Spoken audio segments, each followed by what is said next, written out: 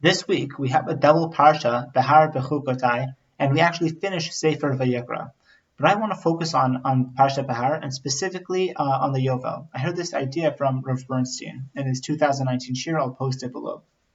So we're on Chaf Hey Pasuk Yud, which is 25:10, obviously in Sefer Vayikra, and it says like this: V'kidashtem et shnat chamishim shana ukratem Torah ba'aretz lechol yoshvea Yovel hitia lachem v'shavtem ish al chuzato v'shal mishpachto tashuvu. Right, you shall sanctify the 50th year and proclaim freedom throughout the land for all its inhabitants. It shall be the Jubilee year for you. You shall return each man to his ancestral heritage, and you shall return each man to his family. So there we go. What we're obligated to do is we're returning property back to its original owners, and we're even returning people back to their families. And Ramban actually says that's what the word Yovel means. Because if we're to look at a general translation of Yovel, it would be the Jubilee year. Well, what's a Jubilee year? We don't know what that means. That doesn't help us in our explanation of what Yovel is. So Ramban says Yovel comes from the word lehovil. You're being movil, right? You're leading, you're directing the property back to its original owners and people back to their families. That's the Yovel. That's what it means. And now, focusing in on the specific aspect of freeing the servants, right? Ish al mishpachto tashuvu. So this mitzvah is actually discussed by Rabbi Isaac Sher. That was the Rosh Yeshiva of Slobodka. He was the son-in-law of the famous author of Slobodka. And in his sichos, he actually mentions this widespread notion of what this mitzvah is about. Now, we've spoken about the differences between mitzvahs being Adam Lamakom and being Adam Lachavero. That is to say, being Adam Lamakom is between us and God, like putting on tefillin, or being Adam Lachavero, right, returning the lost object, making interest-free loans, right, not bearing a grudge, not imposing, not doing any damage to other people, and perhaps even doing positive things for them.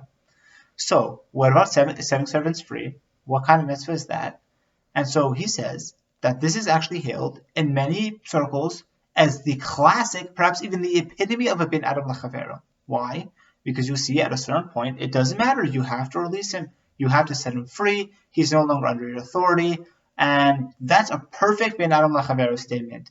And in fact, says Rabbi Isaac Sher, that is a gross misunderstanding of what this mitzvah is about.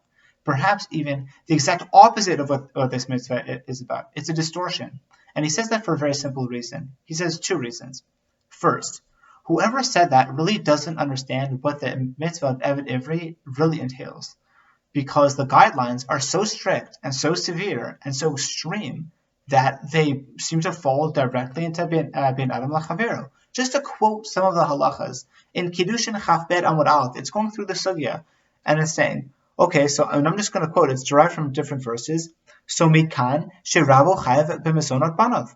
That is to say, the master is obligated to feed the children of his servant. Okay. And then just a few lines later it says, Mikan sherabo chayav b'mezonot ishto. The master is also obligated to feed his servant's wife. Okay, is there anything else? Well, we could say, look, the food isn't such high quality food, it's all the garbage. Well, the problem is just before that, and also on Chaf Amud Aleph, what does it teach us?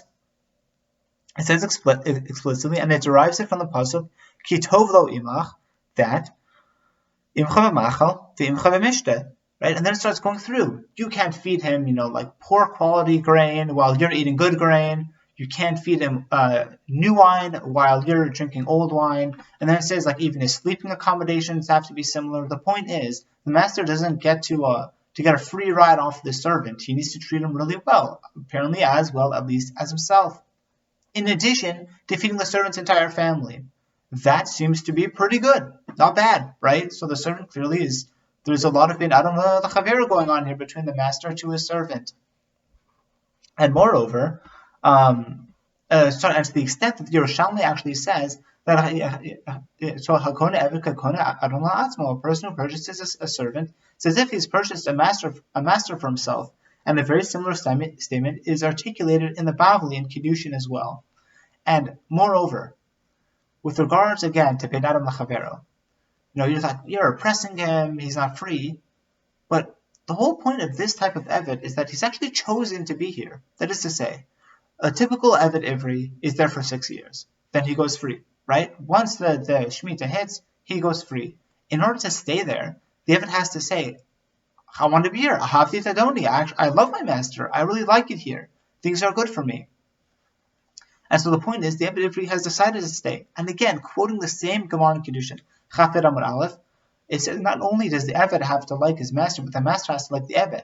So they have to be like almost friends. They have to have, there's a mutual affection here going on.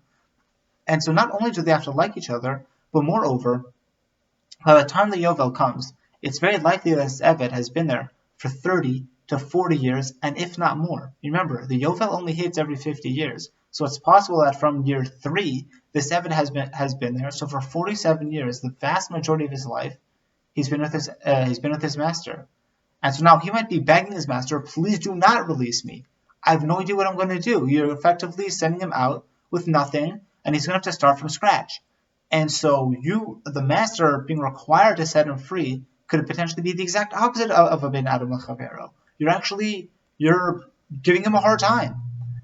And so this, says Rav Bernstein, is a classic example of a total, of like a superficial survey of what this mitzvah is about. You look at it and you have this knee-jerk reaction. Well, look, ben Adam l'chavero, clearly because you're setting him free. Now he gets to be free and everything is great for him.